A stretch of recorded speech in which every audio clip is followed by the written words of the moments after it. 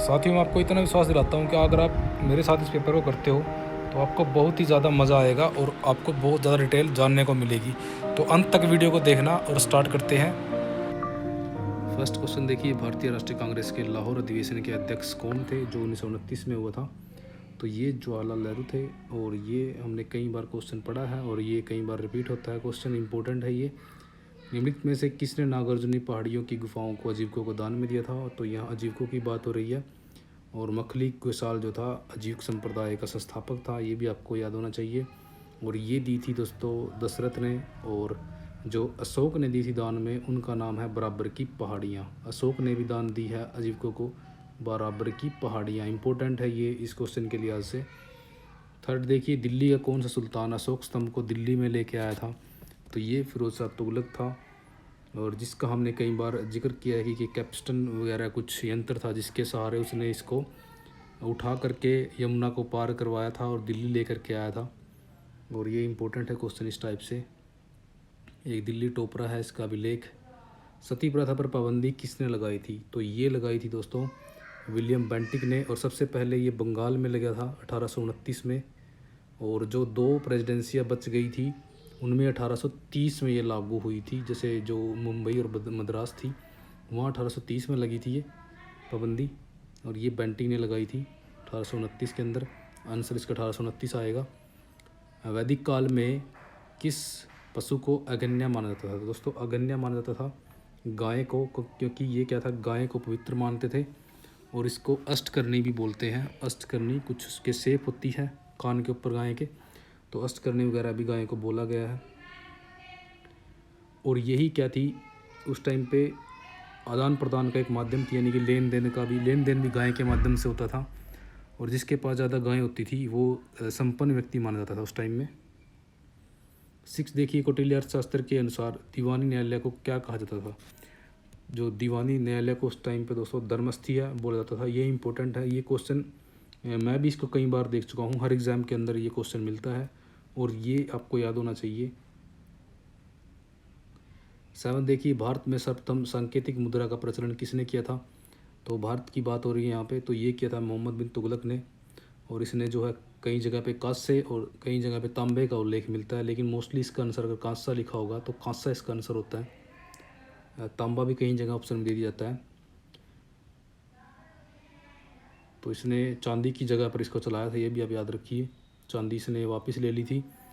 और जो है चांदी की उस टाइम कमी हो गई थी पूरे वर्ल्ड के अंदर, तो इस वजह से इसने चांदी की जगह कांसे या तांबे, कोई कई राइटर का मानना चमड़ा भी मानना है कईयों का कि कईयों ने चमड़े, इसने चमड़े के चलाए थे, लेकिन मोस्टली जो आंसर कांसा रहता है इसका। महावीर ने निम्नलिखित में से कौन सा व्रत जोड़ा था? तो ये 5th नंबर पे जो ब्रह्मचार्य था। 4 इनसे पहले दिए गए हैं पार्श्वनाथ द्वारा, +1 इन्होंने जोड़ दिया था, तो ये ब्रह्मचार्य था। प्राचीन मानव जाति प्रजाति है तो 9 देखिए, तो ये है ऑस्ट्रेलोपिथेकस जो है, ये सबसे प्राचीन मानव प्रजाति है, इनके अंदर सबसे प्राचीन मानी जाती है ये। 10 नंबर देखिए, 1857 में प्रथम स्वतंत्रता संग्राम का जो प्रारंभ वो कहाँ से हुआ था? तो ये दोस्तों मेरठ से हुआ था। 10 मई इसकी डेट है, 10 मई 1857 को ये स्टार्ट होता है। और 12 मई को क्या होता है, राजा बना दिए जाते हैं। जो बहादुर शाह जफ़र थे वो विद्रोह के नेता बन जाते हैं 2 दिन बाद ही, यानी कि 1857 के जो नेता बहादुर शाह जफ़र द्वितीय जो थे, 12 मई को वो बना दिए जाते हैं इनके द्वारा। 11 मई को ये पहुंच जाते हैं, 11-12 मई को दिल्ली मेरठ से चलकर। 11 नंबर देखिए, अवध का अंग्रेजी साम्राज्य में विलय किस नीति से हुआ था? तो जो अवध का जो विलय हुआ था दोस्तों, ये हुआ था कुशासन, यानी कि भाई आप अपना शासन सही नहीं चला रहे हो, इस वजह से आपके राज्य को हम अपने अंदर सम्मिलित कर रहे हैं, तो ये इसका मेन रीज़न था। सिंधु घाटी की सभ्यता में जो लोग थे वो पूजा करते थे, तो ये पशुपति की पूजा करते थे, क्योंकि मोहनजोदड़ो से पशुपति की मोहर मिली है। और इससे हम आइडिया लगा सकते हैं कि पशुपति, तो हड़प्पा से जो मोहनजोदड़ो से ये पशुपति की मोहर मिलती है, मोहनजोदड़ो से। इंपॉर्टेंट क्वेश्चन है ये, मोहनजोदड़ो से मिलती है ये पशुपति मोहर, याद रखना आपको, क्योंकि ये इंपॉर्टेंट है। कई बार ये क्वेश्चन आया, अभी डीएसएसपी का जो एग्ज़ाम हुआ है मैंने डाल रखा है, वो भी आप साथ में कर लीजिए, ताकि आपको अच्छे से उससे क्वेश्चन जो उसमें है क्या पता उसमें से कुछ क्वेश्चन आ जाए। मैंने डाले हुए हैं, नेट के डाले हुए हैं, एस्टेट के भी डाल रखे हैं, तो आपको बेनिफिट होगा अगर एचटेट वगैरह के आप सारे क्वेश्चन देख के जाते हो अच्छे से। और 3 वीडियो मैंने अलग से डाल रखी हैं जो मॉडर्न मेडिवल सभी की हैं, यानी कि 7 वीडियो वर्ल्ड से हैं। वर्ल्ड तो इसमें आएगा नहीं यूपी टेट के अंदर, लेकिन मैंने सारी वीडियो डाल रखी है और साथ आपके सारे ही चैप्टर वहाँ कवर हो जाएंगे अगर आपने अच्छे से हिस्ट्री को नहीं पढ़ा अभी भी। तो ये इंपॉर्टेंट हो जाता है। मोहनजोदड़ो से जो है पशुपति की मोहर मिलती है। 13 नंबर देखिए, किसके एक और संस्कृत मुद्रा लेख के साथ चांदी के सिक्के निर्मित किए। तो एक और तो से सिक्के में संस्कृत के मुद्रा लेख थे और चांदी के ये सिक्के थे। तो ये किसके द्वारा चलाए गए थे? तो ये महमूद गजनवी ने चलाए थे और संस्कृत के मुद्रा लेख उस पर लिखे थे। जैसे लक्ष्मी की आकृति उस पर बनी हुई थी, लक्ष्मी की आकृति बनी हुई थी, इंपॉर्टेंट है ये। 14 नंबर देखिए, निम्नलिखित में से सर्वप्रथम भगवत गीता का जो अंग्रेजी अनुवाद है वो किसने किया था? तो ये किया था चार्ल्स विल्किंस ने, इंपॉर्टेंट है ये, कई बार ऐसा क्वेश्चन आता रहता है। 15 नंबर देखिए, चंद्रगुप्त द्वितीय के साथ में पशुपतों का एक महत्वपूर्ण केंद्र था। तो पाशुपतों की बात हो रही है जो शैव धर्म से संबंधित रखते हैं। तो उनका एक चंद्रगुप्त द्वितीय के समय में इन्होंने केंद्र पूछा है कि कौन सा केंद्र था। तो ये था त्रिपुरी यहाँ पे इसका राइट आंसर है। और काफ़ी ये इंपॉर्टेंट हो जाता है क्वेश्चन दोस्तों, क्योंकि ये हम चीज़ अच्छे से इसको याद नहीं करते। उज्जैन लगा देंगे अगर ऑप्शन उज्जैन में होगा, क्योंकि उज्जैन में इसकी सेकंड राजधानी थी चंद्रगुप्त द्वितीय की, जिसके जो नवरत्न जो थे वो उज्जैन में रहते थे। अगर यहाँ पे उज्जैन दिया होता तो क्या पता हम उसका आंसर उज्जैन लगा देते, लेकिन यहाँ पे आंसर आपको अच्छे से पढ़ना है कि ये त्रिपुरी इसका राइट आंसर रहेगा। 16 नंबर देखिए, सर्वाधिक संख्या में हस्त कुठार या हैंड एक्स और क्लीवर प्राप्त होते हैं। तो ये कौन से काल से प्राप्त होते हैं? तो ये निम्न पूरा पाषाण काल से ये प्राप्त होते हैं हमें। पानीपत का प्रथम युद्ध हुआ था, तो ये किस के बीच हुआ था पानीपत का प्रथम युद्ध?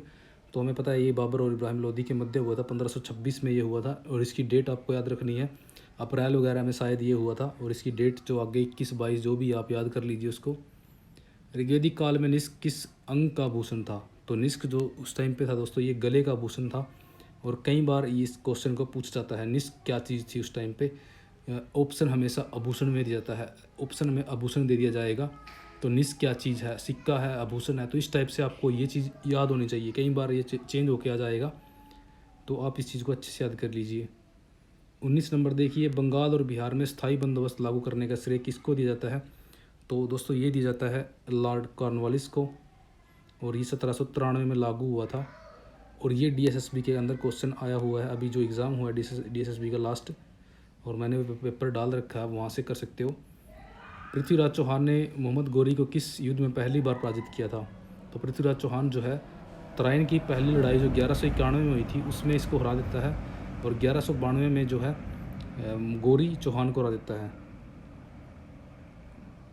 21 देखिए, निम्नलिखित में से कौन सिंचाई कर लगाने वाला दिल्ली का प्रथम सुल्तान था? तो सिंचाई कर लगाया था दोस्तों फिरोज शाह तुगलक ने। इसने 26-23 जो कर थे उनको हटा दिया था, और जो इस्लाम के बेस पे जो कर थे इसने वही लगाए थे। और अलग से उसने एक सिंचाई कर लगाया था, क्योंकि इस्लाम के अंदर जो शरीयत वगैरह ये मानते हैं उसके अंदर सिंचाई कर नहीं है, और ये लगाया गया था। ये 10% देना होता था, जो भी नहरों वगैरह सिंचाई करते थे उनको 10% ये देना होता था। इंपॉर्टेंट है ये क्वेश्चन। भारत का अंतिम वायसराय कौन था? तो इनमें से था माउंटबेटन अंतिम था। भारत का अंतिम वायसराय की बात हो रही है दोस्तों, लॉर्ड माउंटबेटन अंतिम वायसराय था। अगर यहाँ पर गवर्नर जनरल आ जाए तो इस सी राजगोपालाचारी हो जाएगा। ईस्ट इंडिया कंपनी की प्रथम फैक्ट्री स्थापित की गई थी। तो ईस्ट इंडिया कंपनी की जो पहली फैक्ट्री स्थापित हुई थी ये हुई थी सूरत के अंदर 1613 के अंदर। डेट भी आपको याद रखनी है, और ये क्वेश्चन हर बार पूछा जाता है दोस्तों। और साउथ में इनकी सबसे पहले जो फैक्ट्री लगी थी साउथ के अंदर वो मछलीपट्टनम है, मछलीपट्टनम। अगर साउथ की बात होगी तो ये मछलीपट्टनम आएगा। अष्टप्रधान नामक मंत्री परिषद किसकी थी? तो ये जो प्रधान होती थी ये मराठों के अंदर थी। और मराठों के टाइम पे ये अष्ट जो प्रधान समिति के अंदर राजा राम ने एक पद और ऐड कर दिया था, जिसको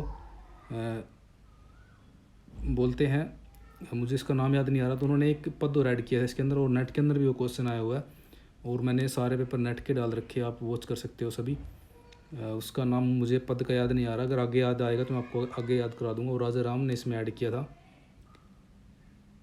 25 देखिए, शैव धर्म का प्रारंभ किस काल से माना जाता है? तो शैव धर्म का जो प्रचलन है दोस्तों, ये हड़प्पा काल से माना जाता है, क्योंकि हड़प्पा काल में हमने बात की है पशुपति शिव की, यानी कि पशुपति की जो मोहर मिलती है, तो व्हीलर वगैरह ने उसको जो है शिव माना है। आर्ध शिव वगैरह की संज्ञा दी गई है, उसको आर्ध शिव बोलते थे।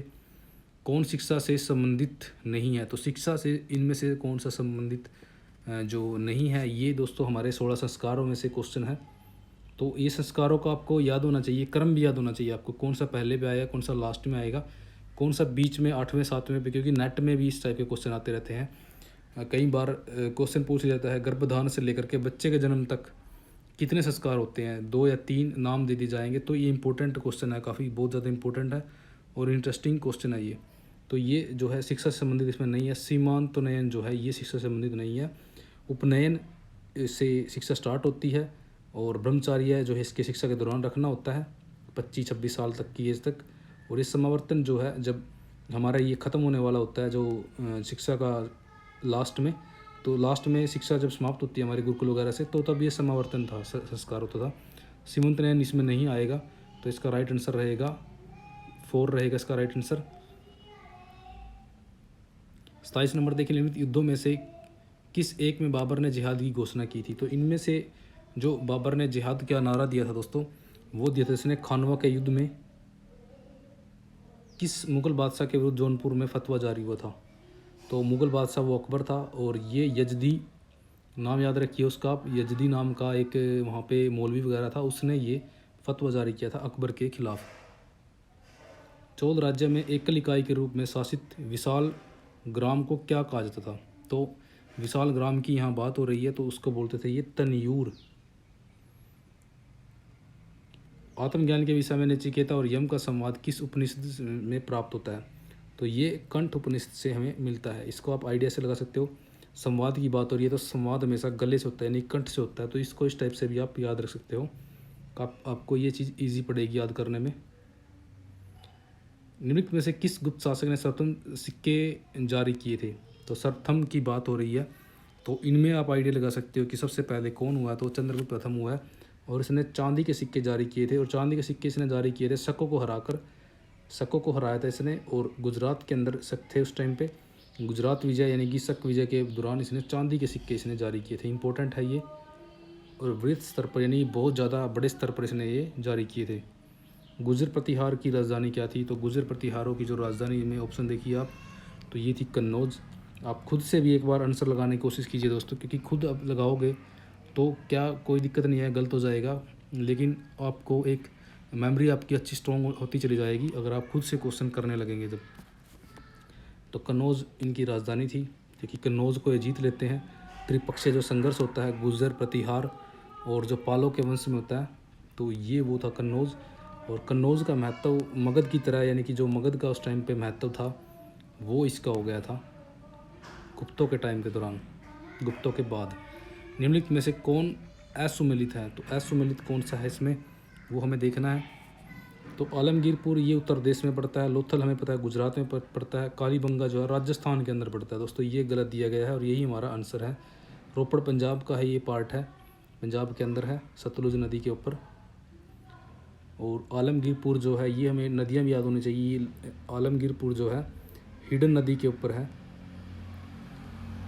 और लोथल जो है भोगवा नदी के ऊपर है। ये इनके स्थान भी हमें याद होने चाहिए। 34 देखिए, कृषकों की सहायता हेतु किस मध्यकालीन शासक ने पट्टा एवं कबूलियत की व्यवस्था प्रारंभ की थी? पट्टा और कबूलियत जो स्टार्ट किया था वो किया था शेरशाह सूरी ने। इंपॉर्टेंट हो जाता है ये, शेरशाह सूरी ने ही सबसे पहले ये चीज़ स्टार्ट की थी। अशोक के अभिलेख का सफलतापूर्वक सर्वप्रथम किसने पढ़ा था? तो अशोक के जो अभिलेख थे वो ब्राह्मी लिपि के अंदर है, और भाषा इनकी याद रखिए, भाषा जब भी आएगी भाषा इसकी प्राकृत है, और जब भी लिपि की बात होगी लिपि इसकी ब्राह्मी रही है। मोस्टली सारी जगह पे नहीं, लेकिन पूरे भारत में मोस्टली ब्राह्मी लिपि रही है। भाषा की बात होगी तो प्राकृत आएगी, और इसका जो आंसर बनेगा 35 का, ये बनेगा जेम्स प्रिंसेप ने इसको 1837 में पढ़ा था, 1837-38 में इसको पढ़ा था। डेट भी आपको याद होनी चाहिए। एक जुते हुए खेत के साक्ष्य पाए गए हैं, तो ये जुते हुए खेत के जो साक्ष्य मिलते हैं एक कालीबंगा राजस्थान से मिलते हैं। 36 का जो राइट आंसर है वो सी है। और ये क्वेश्चन बहुत बार आता है। ये क्वेश्चन दोस्तों इतना ईजी है, ये नेट में भी ये क्वेश्चन पूछा जा चुका है कई बार। तो आपको ये चीज़ रटी होनी चाहिए कि ये कहाँ से मिलता है। शिवाजी ने पुरंदर को यानी कि जो क्वेश्चन देखिए, शिवाजी ने मुग़लों को किस युद्ध में हराया था? तो शिवाजी ने मुग़लों को हराया था सलहार के युद्ध में। इम्पोर्टेंट है ये युद्ध। 38 देखिए, किस वेद में सब और स्मृति को प्रजापति की दो पुत्रियां कहा गया है? ये इम्पोर्टेंट है, ये अथर्ववेद में इसको प्रजापति की जो है पुत्रियां बताया गया है। इन आंदोलनों का क्या करना है? काल के अनुसार इनको लगाना है। सबसे पहले कौन सा हुआ और उसके बाद कौन सा हुआ? तो आप खुद भी एक बार इसकी ट्राई कीजिए। तो सबसे पहले आएगा दोस्तों असहयोग आंदोलन, जो 1920 में हुआ था, और उसके बाद आएगा खिलाफत आंदोलन, ये इसके बाद तुरंत बाद हुआ था 1920 में, क्योंकि दोनों साथ साथ चले थे आंदोलन, असहयोग और खिलाफत। और उसके बाद आएगा सविनय अवज्ञा आंदोलन, जो 1930-31 में हुआ था। भारत छोड़ो आंदोलन 1942 में हुआ था। तो इसका राइट आंसर रहेगा सी। 40 देखिए, वह कौन मुगल सम्राट था जिसने अपने महल के बाहर घंटियों से युक्त इंसाफ की एक जंजीर लगा दी थी? दोस्तों ये जहांगीर था, जहांगीर ने ऐसा किया था। 40 का राइट आंसर रहेगा बी। और इसमें क्या होता था, इसने एक जंजीर लटका दी थी, इसमें घंटियाँ लगी हुई थी, और कई बार घंटियों की संख्या पूछ जाती है, तो अभी मुझे वो भी याद नहीं है, 42 या कुछ इसके समथिंग घंटियाँ लगी हुई थी इसके अंदर। और ये जंजीर जो थी सोने की जंजीर थी, और इंसाफ मांगने वाला जो भी आता था वो इसको हिलाता था और ये घंटियाँ बजती थी, और इससे पता लगता था राजा को कि कोई फरियादी नीचे आया है या बाहर आया है जो न्याय की डिमांड कर रहा है। 41 देखिए, भारतीय राष्ट्रीय कांग्रेस एवं मुस्लिम लीग के बीच जो प्रसिद्ध लखनऊ समझौता हुआ था वो हस्तांतरित हुआ था, वो कब हुआ था? दोस्तों ये 1916 के अंदर हुआ था, और इसको कराने में सबसे बड़ा जो हाथ था वो तिलक का था, बाल गंगाधर तिलक का हाथ था। तिलक ने इनको एक कराया था, और कई जगह ऑप्शन अगर एनी बेसेंट का हो तो एनी बेसेंट का भी इसमें योगदान था, लेकिन जहाँ तिलक होगा तो आंसर तिलक रहेगा, क्योंकि ये क्वेश्चन नेट में सेम आ चुका है, जैसे मैंने आपको बताया है कि किसका हाथ था, तो तिलक का हाथ था इनको एक कराने में। आप देख सकते हो नेट के क्वेश्चन, मैंने जितने पेपर हैं नेट के सारे ही अच्छे से, जैसे मैं आपको यहाँ करवा रहा हूँ उससे बढ़िया मैंने वहाँ पे करवा रखे हैं, तो आप वीडियो को देख सकते हो प्ले लिस्ट में जा करके, अलग से मैंने प्ले लिस्ट में रखी है, उनमें आप चेक कर सकते हो। नेक्स्ट देखते हैं 42, निम्नलिखित में से किस स्थान की यात्रा जो है बुद्ध ने नहीं की थी? तो बुद्ध जहाँ जहाँ गए थे, ये गए थे कपिलवस्तु गए थे, कौशाम्बी गए थे, वैशाली गए थे, उज्जैनी ये नहीं गए थे। ये कई बार क्वेश्चन आया है दोस्तों, उज्जैनी में ये नहीं गए। और ये क्वेश्चन मैं आपको बता दूं, मैंने 2 एग्ज़ाम में भी ये देखा है, और इम्पोर्टेंट हो जाता है। कई बार हम चीज़ों को नहीं पढ़ते हैं तो वो क्वेश्चन के माध्यम से हमें याद हो जाती है। 43 देखिए, वह मुग़ल बेगम जिसका नाम फरमानों और सिक्कों पर उल्लेखित मिलता है, तो वो कौन थी? तो ये दोस्तों हमें पता है कौन थी, ये जहांगीर की प्रेमिका थी, नूरजहाँ, और इसकी भी एक अलग स्टोरी है, वो कभी आगे डिस्कस करेंगे। 44 देखिए, इनमें से किस तिथि को मुस्लिम लीग ने सीधी कार्रवाई दिवस हेतु सुनिश्चित किया था? तो इन्होंने एक डेट फिक्स की थी पहले ही, तो ये थी 16 अगस्त 1946। तो इसको आप ऐसे भी याद रख सकते हो कि 1 साल पहले, यानी कि, और एक डेट उसमें जोड़ सकते हो, 15 अगस्त को हम आज़ाद हुए, और इसमें एक डेट जोड़ के और एक साल कम करके 1946 में ये इन्होंने ऐसा किया था। और ये ये जो नौलखा एरिया है, यानी कि नोआखली जिसको बोलते हैं, बंगाल के अंदर ये दंगे हुए थे। और गांधी जी पे क्वेश्चन आता है कई बार कि गांधी जी उस टाइम पे कहाँ थे जब भारत आज़ाद हुआ था? तो वो नोआखली में ही थे, क्योंकि वहाँ पे सांप्रदायिक दंगे ज़्यादा हुए थे। 45 देखिए, भारतीयों को वर्ष 1947 में सार्वभौमिक सत्ता सौंपने की योजना निम्न में से किस नाम से जानी जाती है? तो किस योजना के द्वारा जो है सत्ता सौंप दी गई थी भारतीयों को? तो ये थी माउंटबेटन योजना। इसको 3 जून योजना ही बोलते हैं, क्योंकि 3 जून 1947 को ये पारित हुई थी। ये भी आपको याद होना चाहिए।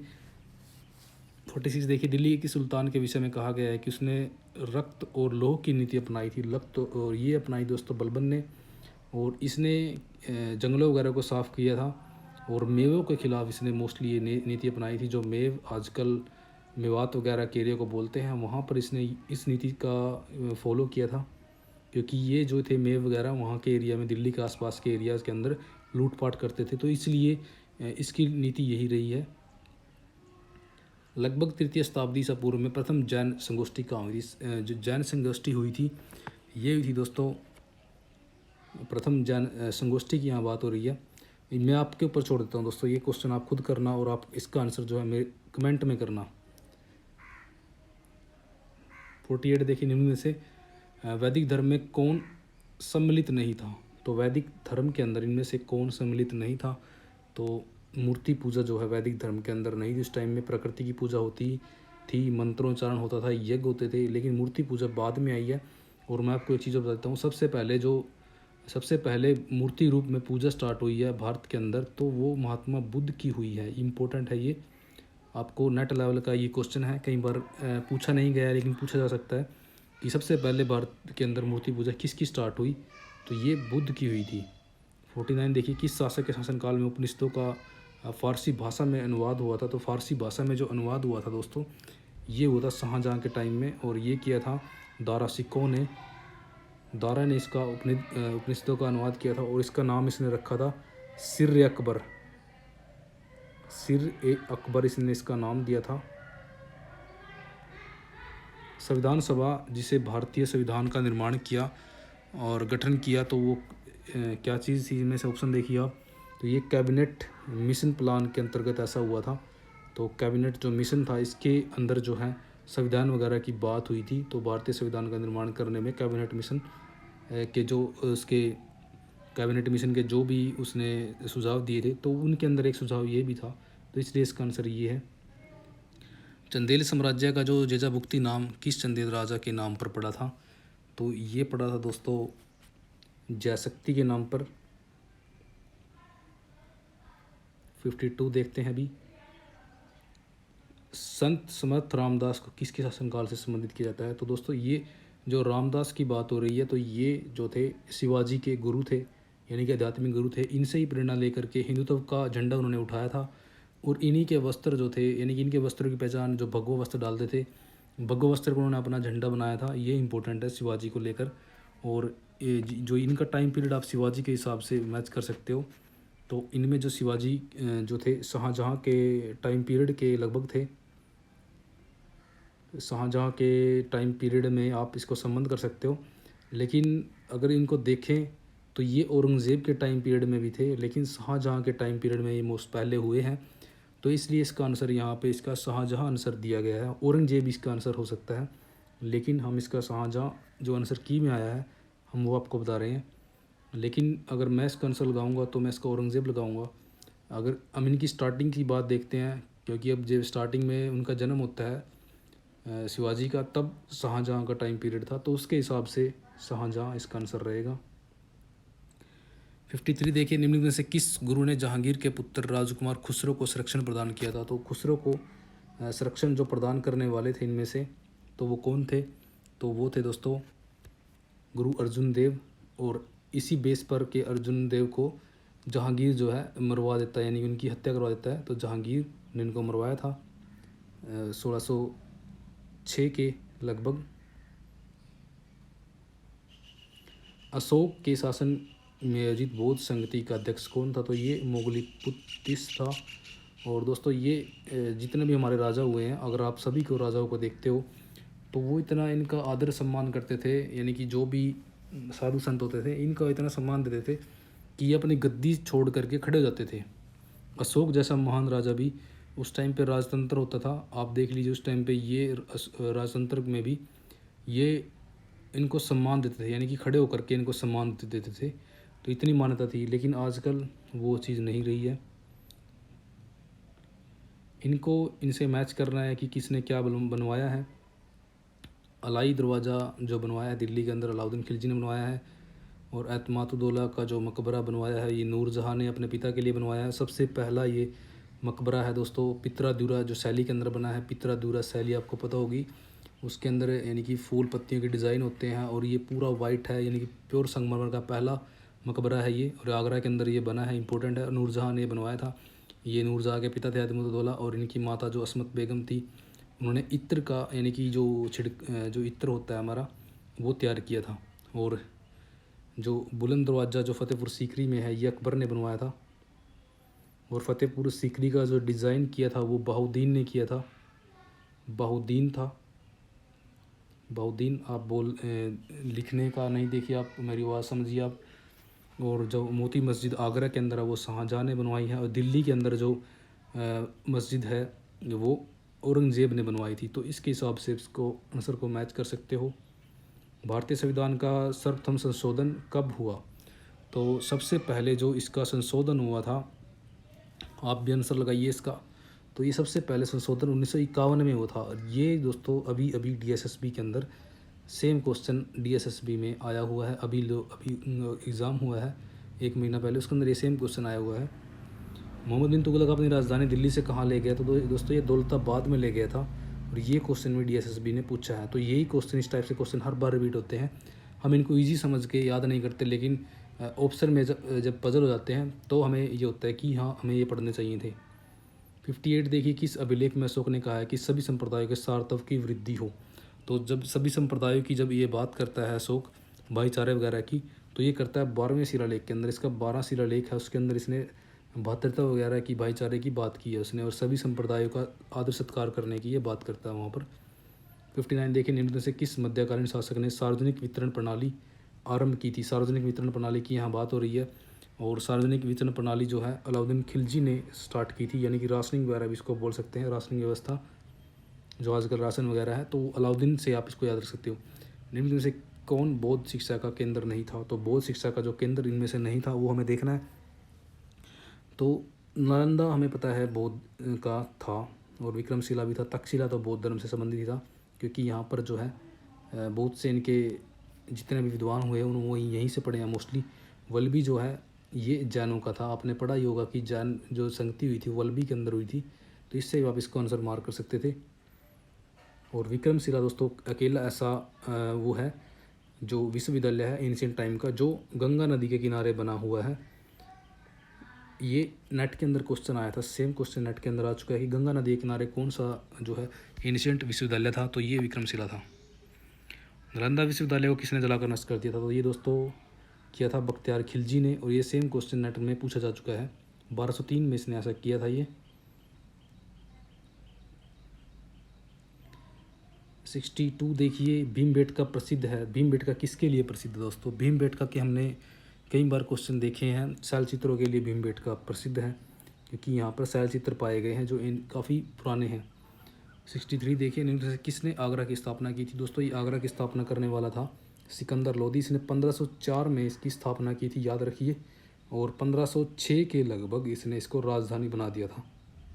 तो ये 1506 भी याद रखना आपको। जो अकबर का मकबरा है वो कहाँ पर है? तो ये सिकंदरा के अंदर है।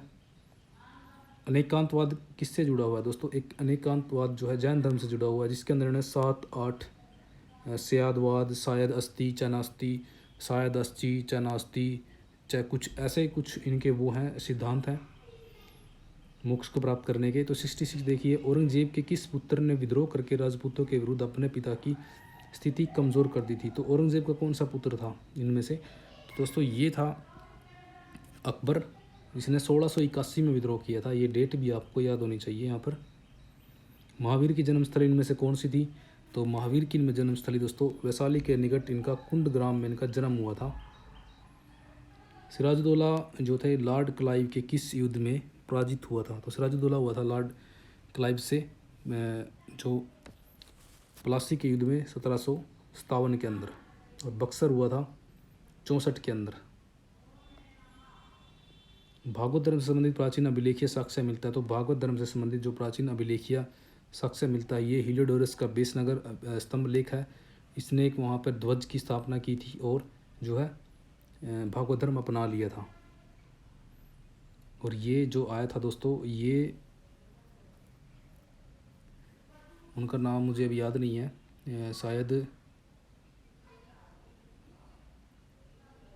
सोंगवंश के थे, लेकिन उनका हीलियोडोरस क्या नाम था, अभी नाम मुझे याद नहीं आ रहा दोस्तों उनका, क्योंकि मैं बिना तैयारी के इसको कर रहा हूँ, तो इसलिए मुझे उसका नाम अभी देखने पे याद आ जाएगा। 70 देखिए, सुप्रसिद्ध कृति तबकात अकबरी की रचना किसने की थी? तो तबकात जो अकबरी थी ये अकबर के टाइम में लिखी गई थी, और ये लिखी थी ख्वाजा निज़ामुद्दीन अहमद ने। 71 देखिए, इनमें से किस एक पुरास्थल से मानव पाषाण संस्कृति से लेकर हड़प्पा सभ्यता तक के सांस्कृतिक अवशेष जो हैं प्राप्त हुए हैं? तो ये कहाँ से हुए हैं? ये हुए हैं मेहरगढ़ से। और सबसे पहले खेती जो थी मेहरगढ़ में हुई थी, ये भी इम्पोर्टेंट है। निम्नलिखित में से बुद्ध के जीवन में संबंधित जो कौन सी घटना है जो वैशाख पूर्णिमा को घटित नहीं हुई? तो दोस्तों ये जो है इम्पोर्टेंट, बहुत ज़्यादा इम्पोर्टेंट क्वेश्चन है। और गृह त्याग की जो घटना है ये इनकी वैशाख पूर्णिमा को नहीं हुई है। ये कई बार क्वेश्चन आ चुका है, इम्पोर्टेंट है, वेरी वेरी इंपॉर्टेंट क्वेश्चन है ये। जो इनका जन्म हुआ है वो वैशाख पूर्णिमा को हुआ है, जो इन्होंने ज्ञान प्राप्त किया वो भी, और जो इन्होंने की मृत्यु होती है वो भी इनकी वैशाख पूर्णिमा से जुड़ी हुई है। 73 देखते हैं। निम्न में से किसने दिल्ली को सल्तनत की राजधानी के रूप में स्थापित किया? तो दिल्ली को सल्तनत की राजधानी के रूप में किसने स्थापित किया था? तो ये इल्तुतमिश था दोस्तों, जिसने जो है राजधानी दिल्ली बनाई थी। क्योंकि जो ऐबक की हम बात करें तो ऐबक की जो प्रशासन ऐबक चलाता था, तो ये लाहौर से प्रशासन इसने चलाया है। दिल्ली में ये नहीं आया, ना इसने दिल्ली को राजधानी बनाया।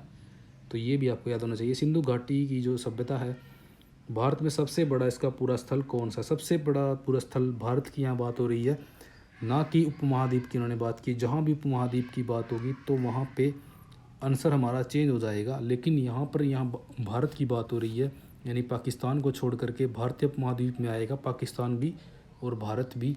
लेकिन यहाँ अकेले भारत की बात हुई है, भारत में सबसे बड़ा। तो जो भारत में इस टाइम सबसे जो बड़ा है राखी गढ़ी है दोस्तों, हरियाणा के अंदर पड़ता है ये।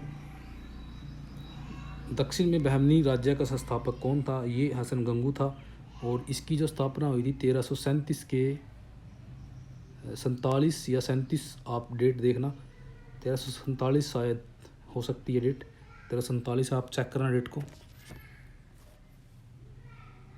वर्ण व्यवस्था का सर्वोत्तम उल्लेख कहाँ मिलता है? दोस्तों ये मिलता है ऋग्वेद के अंदर, और ये मिलता है 10वें जो इसका 10 जो इसके सूक्त वगैरह हैं, तो उसके अंदर इसका उल्लेख मिलता है 10वें के अंदर।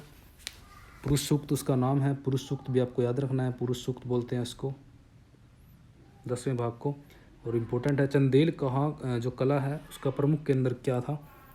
तो चंदेलों का प्रमुख केंद्र हमें कई बार हमने पढ़ा है कि खजुराहों के अंदर है। मैंने इसके क्वेश्चन में भी कल डाला था अपने ग्रुप के अंदर, जो टेलीग्राम का ग्रुप है, कि खजुराहों के अंदर कितने मंदिर हैं। यानी कि वहाँ पे सबसे पहले जब मंदिर बने थे तो वो 84 थे उस टाइम पे, लेकिन मैंने क्वेश्चन डाला था कि वर्तमान में कितने मंदिर हैं, तो अभी जो है 82 रह गए हैं वहाँ पर, कुछ नष्ट वगैरह हो गए हैं, लेकिन टोटल संख्या उनकी 84 थी। तो आप टेलीग्राम पे भी जुड़ सकते हो अगर आप सीरियस होकर के तैयारी करना चाहते हो हिस्ट्री से। 78 देखिए, मैं लिंक डाल दूंगा टेलीग्राम का अगर आप जुड़ना चाहते हो तो, लेकिन हिस्ट्री के ही वहाँ पे आपको क्वेश्चन करने को मिलेंगे, और हिस्ट्री के लिंक वगैरह आपको मैं वहाँ डाल दिया करूँगा। कोई बुक्स हो गई, कुछ भी आपको क्वेश्चन करना हो तो आप वहाँ पे डाल सकते हो।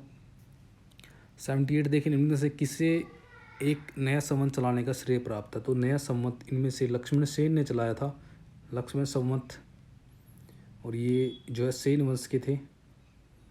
मुगल साम्राज्य की जो राजधानी है, मुगल साम्राज्य को प्रांतों में विभाजन पहली बार किसने किया? प्रांतों की यहाँ बात हो रही है, सबसे पहले प्रांत अकबर ने बनाए थे। तो इसकी संख्या आप चेक कर लेना कि इसने 17, 18 और 23 जो थे औरंगज़ेब के टाइम में थे, और 21 शायद शाहजहाँ के टाइम में थे। तो आपको सभी ये पता होना चाहिए किसके टाइम में कितने प्रांत थे, क्योंकि क्वेश्चन ऐसा आ सकता है, ज़रूरी नहीं है कि इस टाइप से आए। भारतीय राष्ट्रीय कांग्रेस का प्रथम जो अधिवेशन है वो कहाँ हुआ था? तो प्रथम जो अधिवेशन हुआ था भारतीय राष्ट्रीय कांग्रेस का, ये हुआ था मुंबई के अंदर। लेकिन ये आपको याद रखना है कि अगर ऐसा क्वेश्चन आ जाए कि प्रथम अधिवेशन कहाँ होना था, तो ये दोस्तों उसका आंसर रहेगा पूना के अंदर ये होना था। लेकिन पूना के अंदर क्या हुआ था, हैजा फैल गया था उस टाइम पे जब इन्होंने शासन रखा, तो इस वजह से इन्होंने डेट वगैरह भी चेंज करके मुंबई उसको करना पड़ा था। ऋग्वेदिक देवताओं का उल्लेख मिलता है, तो ऋग्वेदिक जो देवता हैं उनका उल्लेख कहाँ मिलता है? इनमें से किस अभिलेख में मिलता है? तो जो ऋग्वेदिक देवताओं की बात हो रही है, तो ये 1400 ईसा पूर्व का जो अभिलेख है, इसके अंदर 4 देवता जो हैं, 1400 ईसा पूर्व का ये अभिलेख है।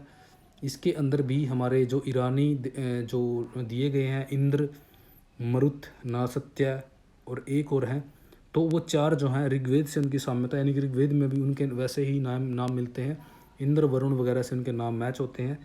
तो इसलिए ऋग्वेद के देवताओं के यहाँ उल्लेख की बात कही गई है। इन घटनाओं को सही कालक्रम के अनुसार लगाना है। तो सबसे पहले जो आएगा साइमन कमीशन आएगा इसमें, ये 1928 में आया था भारत के अंदर। और उसके बाद जो आएगा गांधी ऋण समझौता 1930 में हुआ है शायद ये, और उसके बाद आएगा क्रिप्स मिशन जो 1942 में आया है भारत में। देश का विभाजन हमें पता है 1947 में। तो इसका राइट आंसर रहेगा 82 का, इसके हिसाब से डी रहेगा। निम्नलिखित में से किस गुप्त शासक ने हूणों पर विजय प्राप्त की थी? तो हूणों पर विजय प्राप्त करने वाला इनमें से था स्कंदगुप्त। और इसके जो आपको याद होना चाहिए कि इसका एक भीतरी अभिलेख है, भीतरी स्तंभ अभिलेख, उसके अंदर हूणों का जिक्र है, हूणों के आक्रमण का। तो ये इम्पोर्टेंट हो जाता है हमारे नेक्स्ट एग्ज़ाम को देख करके। आदिशंकर जो बाद में शंकराचार्य बने, उनका जन्म स्थान क्या है? तो ये दोस्तों जो आदिशंकर जो शंकराचार्य थे, ये हमारे केरल से संबंध रखते हैं। तो इम्पोर्टेंट है, सभी के आपको याद होना चाहिए कि बंगाल से जो चैतन्य महाप्रभु थे और जो दादू दयाल हैं वो गुजरात अहमदाबाद से थे। तो इनके आपको नाम याद होना चाहिए। कबीर कहाँ से थे, सूरदास कहाँ से थे, किस डेट को ये जन्मे थे, कहाँ ये जन्मे थे। तो ये चीज़ तो बेसिक है दोस्तों, ये हमें याद होनी चाहिए अगर हम हिस्ट्री की तैयारी कर रहे हैं पीजीटी की। 85 देखिए, इनमें से कौन बौद्ध धर्म का प्रथम महान राजकीय संरक्षक था इनमें से? तो सबसे पहले जो संरक्षण बौद्ध धर्म को देने वाला है दोस्तों, इनमें अशोक हुआ है। और उसके बाद कनिष्क आएगा, कनिष्क के बाद आएगा हर्षवर्धन। तो ये 2-3 शासक मेन हुए हैं, मेन शासकों में यही आएंगे, लेकिन संरक्षक बौद्धों ने दिया है, लेकिन मेन ये थे। चचनामा किस प्रदेश में इतिहास का वर्णन करने वाला ग्रंथ था? तो चचनामा जो है दोस्तों सिंध की विजय हुई थी उस टाइम पे, जैसे आक्रमण वगैरह हुए थे अरबों के, तो सिंध विजय उन्होंने की थी। तो सिंध का इतिहास इसमें हमें मिलता है और ये इसका राइट आंसर है। तो ये भी चीज़ें हमें पता होनी चाहिए कि किस में किसका इतिहास दिया गया है। जैसे जो राजतंगनी है उसमें कश्मीर का और आसपास के एरियाज़ का इतिहास मिलता है, जिसको जो है कल्हण ने लिखा है। उसके बाद जो है श्रीवर ने, प्रज्ञा भट्ट ने, तो 3-4 बार उसको लिखा गया है। तो सभी का हमें पता होना चाहिए। और राजतरंगिणी को क्या कहते हैं, इसका राजतरंगिणी का पूरा नाम क्या है? जैसे इसको राजाओं की नदियों का कुछ ऐसा बोलते हैं, या राजाओं की नदियाँ कुछ ऐसा बोला गया है। तो आपको सारा पता होना चाहिए। उत्खनन प्रमाणों के अनुसार पशुपालन का प्रारंभ हुआ था। तो जो उत्खनन हुआ है उसके आधार पर पूछा गया है। तो पशुपालन जो स्टार्ट हुआ है दोस्तों, इसके हिसाब से आप ऑप्शन देखिए एक बार। तो ये मध्य पाषाण काल और नवपाषाण काल दोनों में ही पशुपालन का प्रारंभ हो गया था। यानी कि मध्य पाषाण काल में स्टार्ट हुआ था सबसे पहले, लेकिन नवपाषाण काल में भी ये चलता रहा। कृषि के प्राचीनतम साक्ष्य कहाँ से मिलते हैं? तो जो कृषि के प्राचीनतम साक्ष्य, इनके हिसाब से जो ऑप्शन दिए गए हैं, ये लुहरा देव से मिलते हैं। और ये 8000 ईसा पूर्व के लगभग है ये। और यहाँ से चावल के प्रमाण मिलते हैं। ये इंपॉर्टेंट है कि लुहरा देव से किस चीज़ के प्रमाण मिलते हैं? तो यहाँ से चावल के प्रमाण मिलते हैं। और जो बुर्ज होम है, यहाँ से जो है गर्तवास यानी कि गड्ढों में मनुष्य रहता था, और यहीं से जो है कुत्ते के दबे होने के साक्ष्य भी बुर्ज होम से मिलते हैं कि कुत्ता मानव के साथ दफनाया गया था।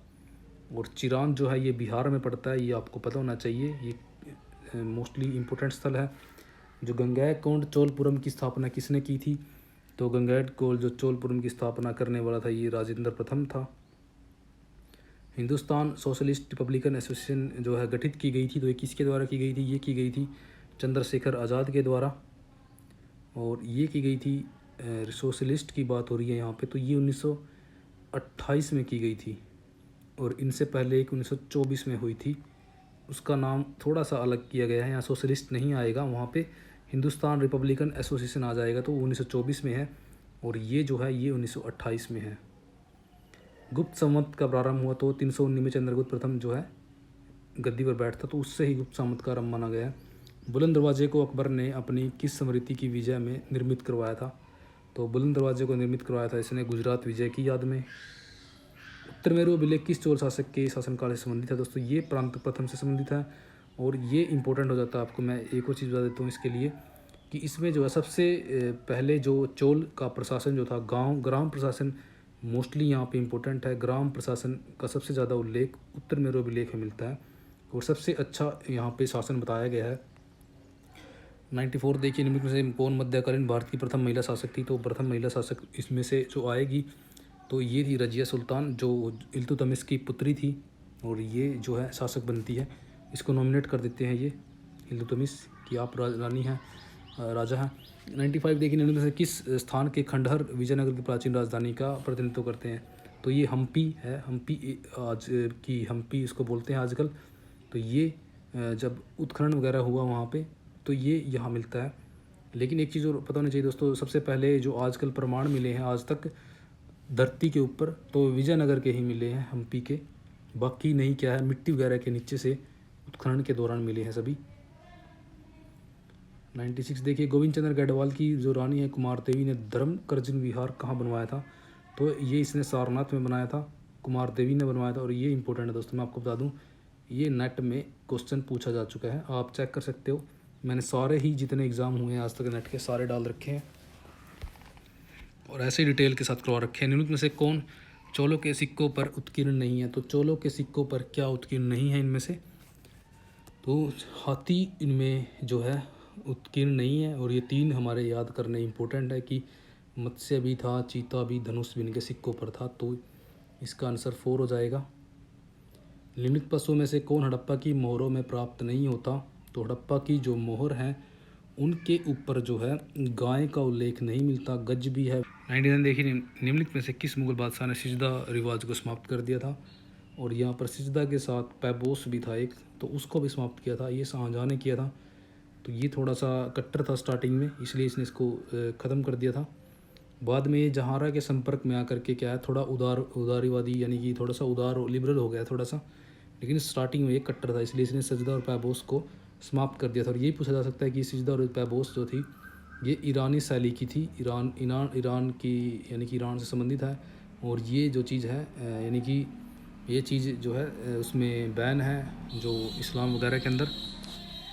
पृथ्वीराज तृतीय से जयचंद की पुत्री संयोगिता के विवाह का उल्लेख किस ग्रंथ में मिलता है, तो ये मिलता है दोस्तों पवन दूतम के अंदर, जो एक रचना है उसके अंदर इसका उल्लेख मिलता है। मैं इसके आंसर की के हिसाब से इसका आंसर लगा रहा हूँ, लेकिन मुझे भी ये क्वेश्चन डाउट है, आप भी इसको चेक करना खुद से, क्योंकि पृथ्वीराज विजय और पृथ्वीराज रासो में से इसका एक आंसर हो सकता है। तो यहाँ पे इसका आंसर डी दिया गया है, मैंने इसको चेक नहीं किया है, लेकिन आप प्लीज़ इसको चेक करना, क्योंकि अगर आप इसको चेक करोगे तो आपके ये याद रह जाएगा कि ये किससे संबंधित है। किसे भारतीय पुनर्जागरण का पिता कहा गया है, तो भारतीय पुनर्जागरण का पिता कहा जाता है दोस्तों राजा राममोहन राय को, इसका वन एक आंसर है। गुजर प्रतिहार नरेश राज्यपाल की हत्या के लिए जो चंदेल जिम्मेवार था वो कौन था, तो ये राज्यपाल की हत्या के लिए इनमें से जो जिम्मेवार था ये था विद्याधर चंदेल। इलाहाबाद स्तंभ लेख यानी कि प्रयाग प्रशस्ति के रचयिता कौन थे, तो ये थे हरिसेन, और ये समुद्रगुप्त के टाइम पीरियड में इनके महासंधि विग्रह मंत्री वगैरह हुए हैं, इन्होंने इसको उनके प्रशस्ति में लिखा था। व्यापार के लिए आने वाले यूरोपीय सबसे पहले कौन आए थे व्यापार के लिए, तो पुर्तगाली 1498 में आए थे, और कालीकट में उन्होंने सबसे पहले अपना कारखाना वगैरह जो है कोचीन में लगाया था, कालीकट नहीं कोचीन के अंदर। दिल्ली का कौन सा सुल्तान जो चंगेज खां का समकालीन था, तो ये इल्तुतमिश था, क्योंकि इल्तुतमिश के टाइम में 1227 के अंदर ये आक्रमण कर देता है दिल्ली के आसपास के यानी कि सिंध के एरिया के आसपास। जो जलालुद्दीन मकबरनी होता है ख्वारिज्म का जो शासक होता है उसका पीछा करते हुए ये बाहर आ जाता है, लेकिन जो इल्तुतमिश है वो उसको चतुराई से ये कह के वापस कर देता है कि आपके लिए यहाँ की जलवायु अच्छी नहीं है, तो ये इसका आंसर रहेगा इल्तुतमिश। निम्न में से किसने सोमपुर महाविहार का निर्माण कराया, तो ये करवाया था धर्मपाल ने, और ये काफ़ी इंपॉर्टेंट क्वेश्चन है। मेवाड़ के किस राज्य को 1527 में खनवा के युद्ध में बाबर ने हराया था, तो ये हराया था दोस्तों राणा सांगा को, जिसमें राणा सांगा की बाजू कट जाती है और ये हार जाते हैं।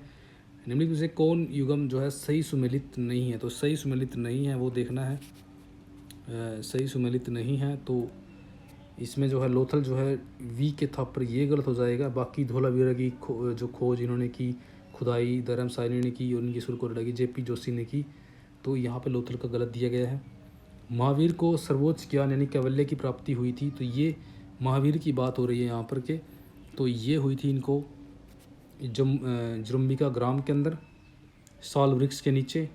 हरिजन सेवक संघ के संस्थापक अध्यक्ष कौन थे, अध्यक्ष की यहाँ बात हो रही है, तो ये घनश्याम दास बिड़ला थे, और सचिव इसके ठक्कर थे, ठक्कर नाम था सचिव का, ए के ठक्कर कुछ ऐसा नाम था, और स्थापना करने वाले थे इसकी महात्मा गांधी, लेकिन अध्यक्ष थे घनश्याम दास बिड़ला। इंपॉर्टेंट है ये। वैदिक नदी कुंभा का स्थान निर्धारित होना चाहिए, तो इनमें से कहाँ पे है वैदिक नदी कुंभा जो है, तो ये है दोस्तों अफ़गानिस्तान की नदी। कई बार अफ़गानिस्तान की नदियाँ पूछ ली जाती है, 4 नदियाँ अफ़गानिस्तान की, चारों के नाम आपको याद पता होने चाहिए। भारत में स्थानीय शासन को प्रोत्साहन किसने दिया? तो स्थानीय शासन को रिपन ने प्रोत्साहन दिया था। इंपॉर्टेंट है ये। रिपन 1883-84 के लगभग हुआ है। वर्नाकुलर प्रेस जो एक्ट हुआ था, इसने ही उसको हटाया था। और सबसे उदारवादी और ये स्वशासन का जनक भी इसको बोलते हैं। सती प्रथा का प्रथम अभिलेख साक्ष्य इंपॉर्टेंट है, नेट में क्वेश्चन आता है कई बार ये। तो ये एरन अभिलेख से है दोस्तों। ये 510 ईस्वी का अभिलेख है जो गुप्त शासन से संबंधित है, यानी गुप्त काल का है। इसके अंदर सबसे पहले सती प्रथा का उल्लेख होता है, जो गोपराज होता है, जो सेनापति होता है, और बालादित्य का, और वो उसकी पत्नी जो होती है रानी रूपमती, कुछ उनका नाम है, तो वो सती हो जाती है उनके साथ, उनके मरने पर। महात्मा गांधी द्वारा भारत में आरंभ किया गया प्रथम सत्याग्रह कौन सा था? सबसे पहले उन्होंने सत्याग्रह जो भारत के अंदर किया था दोस्तों, ये चंपारण सत्याग्रह था। 1917 था इसका। जो इसी के दौरान क्या है, चंपारण सत्याग्रह के दौरान ही रविंद्रनाथ टैगोर ने महात्मा इनको नाम दिया था। गांधी जी को रविंद्रनाथ टैगोर ने महात्मा नाम चंपारण आंदोलन के दौरान दिया था। किस चोल राजा ने श्रीलंका के उत्तर भाग को जीतकर उसे अपने साम्राज्य का एक प्रांत बना दिया था? तो वो कौन थे? तो ये राजराज थे दोस्तों, जिन्होंने इसको जीत करके अपना एक साम्राज्य का भाग बना दिया था। मुगल काल में चित्रकला का प्रारंभ हुआ। तो ये मुगल काल के अंदर सबसे पहले हमें याद होना चाहिए कि चित्रकला का प्रारंभ हुमायूं के टाइम पे होता है, और जहांगीर के टाइम पे ये सबसे यानी कि स्वर्ण काल हो जाता है इसका। क्योंकि जहांगीर एक ऐसा वो था, कला का पारखी था। तो ये खुद भी कहता है कि मैं एक चित्र को देख करके ये बता सकता हूँ कि इसके हाथ, नाक, कान किस किस अलग अलग जो चित्रकार ने बनाए हैं। वो इतना तेज तरार था उस टाइम पे इसको लेकर के। एक विकसित जल प्रबंधन का साक्ष्य कहाँ से प्राप्त होता है दोस्तों? ये धौलावीर से प्राप्त होता है, और ये DSSB में भी पूछा जा चुका है। फीमेल के एग्ज़ाम में आया था ये, फीमेल का जो एग्ज़ाम हुआ उसके अंदर आया हुआ है। क्योंकि ये जल प्रबंधन का साक्ष्य इस हिसाब से मिलता है, जो धौलावीरा के अंदर कुछ इस टाइप का कुछ मिलता है वहाँ पे, यानी कि पानी इकट्ठा करने का या बाढ़ को रोकने का सिस्टम वहाँ पे उन्होंने ईजाद कर लिया था। गुप्त शासकों ने कौन सा विरुद्ध धारण नहीं किया? गुप्त शासकों की यहाँ बात हो रही है। तो गुप्त शासकों में इन्होंने जो धर्म ये 108 का राइट आंसर है, धर्म प्रवर्तक इन्होंने धारण नहीं किया था। बाकी सभी इन्होंने धारण की थी। महाराज विराज भी धारण कर चुके हैं। परम भट्टारक परमेश्वर की उपाधि जो चंद्रगुप्त द्वितीय ने धारण की थी, और महाराज विराज चंद्रगुप्त द्वितीय की है। इनमें से थेरवाद या स्थिरवाद किस संप्रदाय से संबंध रखती है? दोस्तों ये रखती है हीनयान संप्रदाय से। थेरवाद और स्थाविरवाद जो है हीनयान, ये महात्मा बुद्ध का जो बौद्ध धर्म से संबंधित है। तंत्रयान, वज्रयान, ये सभी जो हैं बौद्ध धर्म से ही संबंधित हैं। वह शासक जिसने साहित्य और कला के क्षेत्र में सर्वाधिक योगदान दिया कौन है इनमें से?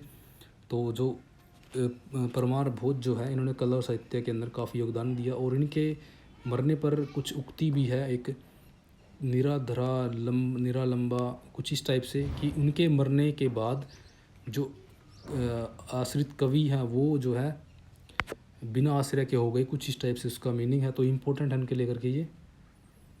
बौद्ध धर्म ग्रंथों का महान टीकाकार कौन था? जो बौद्ध धर्म ग्रंथों का महान इनमें टीकाकार दिया गया है, ये अशोक घोष था। इसने कई जो है टीकाकार, यानी कि इन्होंने बौद्ध धर्म ग्रंथों के ऊपर टीकाएँ की हैं अशोक घोष ने। ये कनिष्क के टाइम पीरियड के दौरान हुए हैं। किस अभिलेख में अशोक जो बुद्ध धर्म और संघ की प्रति विश्वास प्रकट करता है? बुद्धम संघ जो इनका मंत्र है एक, तो किसके अंदर प्रकट करता है ये? तो ये करता है भाब्रू शिलालेख। ये भाब्रू लघु शिलालेख के अंदर जो है अशोक अपना विश्वास प्रकट करता है। सिरसा का मकबरा सासाराम में है, जिसने स्वयं बनवाया था। गौतम बुद्ध ने अपना प्रथम उपदेश कहाँ दिया था दोस्तों? ये दिया था सारनाथ के अंदर। और दोस्तों अगर आप चैनल पर नए हैं तो प्लीज़ चैनल को सब्सक्राइब करें, और अगर वीडियो पसंद आए तो लाइक ज़रूर करें। औरंगजेब की मृत्यु के बाद कौन उत्तराधिकारी हुआ? तो औरंगजेब की मृत्यु के बाद बहादुर शाह प्रथम जो है वो राजा बनता 1707 में। और यह है दोस्तों हमारे 125 क्वेश्चन। अभी मैं सारे पेपर और भी डालने वाला हूँ, और लेक्चर भी हम जल्दी स्टार्ट करेंगे। तो वीडियो को अंत तक देख लीजिए। धन्यवाद। जय हिंद, वंदे मातरम।